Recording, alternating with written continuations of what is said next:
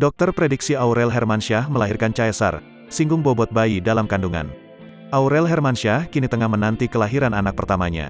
Kehamilan istri Halilintar ini sudah memasuki trimester akhir. Usia kandungannya kini menginjak 38 minggu. Waktu persalinan semakin dekat, Atta Halilintar kembali menemani sang istri melakukan cek kandungan ke rumah sakit.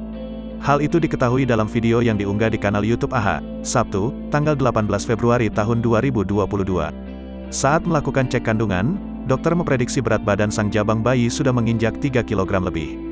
Jadi kalau kita lihat sekarang kita udah di 38 minggu lebih. Tapi dari fisiknya kayaknya 3 kg lebih, kata dokter kandungan Aurel. Dokter menyebut bobot si bayi diduga tidak cukup antara kepala dan panggul Aurel Hermansyah jika melahirkan secara normal. Besar kemungkinan, Aurel akan melahirkan melalui operasi Caesar. Makanya tadi saya bilang mungkin gak cukup nih antara kepalanya dengan panggulnya, jelas dokter.